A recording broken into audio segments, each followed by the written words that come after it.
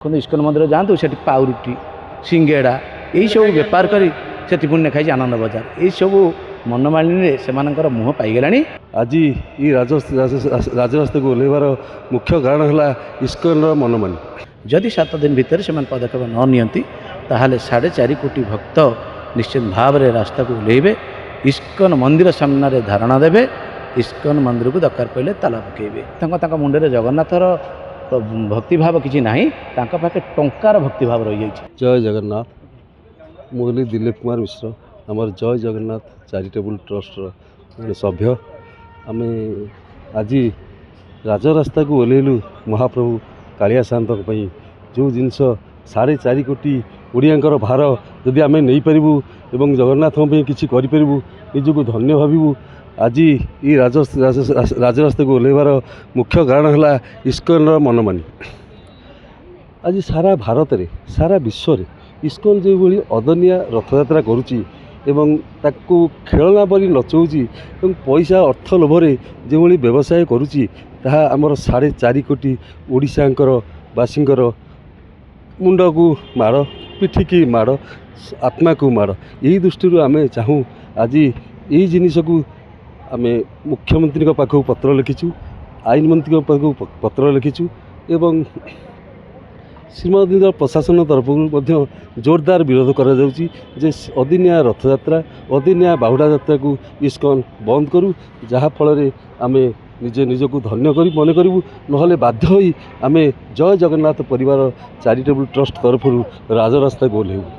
बजार कहले अभड़ा को बुझाए हाँ रुटी पाउरुटी बिका हम कौन करा यही सब अदिनिया और अमानिया तो आम ओडियावासी ओडिशावासी भारी सहनशील आउ थे जदि ये पिकअप ने आउ थे जदि ये राजरास्ता को ओह्लैबे इस्कन को उचित जवाब देवे तार शिक्षा देवे। इस्कन आज 56 पौटी भोग ना जो रुटी पाउरुटी विभिन्न प्रकार खाद्य द्रव्य कर मंदिर में बिकुची पूरा अवर्जनीय एवं आम दृढ़ अवस्था को निंदा करूँ। आम जोर जबरदस्त रास्ता को ओह्लैबु दृढ़ अवस्था दमन कर परिवार तरफ 4.5 कोटी ओडिशावासी तरफ। जय जगन्नाथ। जय जगन्नाथ। मो समाजसेवी डॉक्टर भगवान दास जय जगन्नाथ परिवार चैरिटेबल ट्रस्ट आमर तेणुक आज जगन्नाथ परिवार ओडिशा तरफ जो प्रेसमिट होती आम एक्चुअली ओडिशा सरकार को देचु स्मारक पत्र, राज्यपाल को देचु स्मारक पत्र, आईन मंत्री को देचु। तेणुक आम देचु 7 दिन समय मागिचु महाप्रभु जगन्नाथ से कंठे विजय हूँ। 7 दिन भितर ये जो इस्कन मनमालिनी जो रथयात्रा करुच्ची से केमिति बंद करेंगे से सरकार को नवेदन से पदक्षेप नियंतु।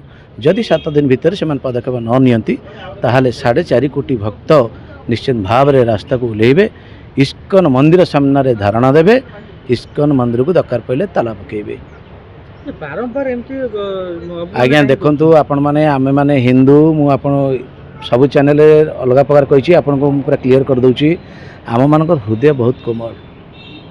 तेणुक आम मैंने सब चाहूलु जे बोधे एमती कर बारंबार टीवी की जो आम भी लाइव को जाऊँ आम कहूँ बोधे ये बंद करदे।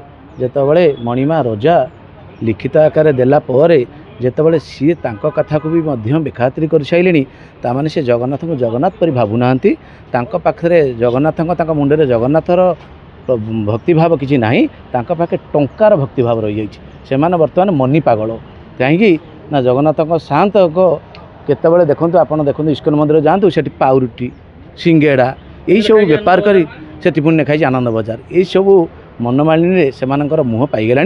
तेणुक जितेबाला 4.5 कोटी भक्त पदा को ओह्लैबे सेतबले से निश्चित भाव में बुझीपारे जे महाप्रभु कालिया साहब को केते मोर भक्त अच्छा मते केते भल पाती। आम एपाई बेसी प्रतिवाद कलु जे आईन को हाथ को न नापी आज ओडिशा सरकार को लिखित जगार जनाऊँ, आईन मंत्री को दौचु, राज्यपाल को दौचु, समस्त को दि जाऊँगी 7 दिन समय नि जाऊँगी। जदि 7 दिन भितर से किसी पदक्षेप न नियंती ताहले आम निश्चित भाव में 4.5 कोटी राजरास्ता ओह्लैबे।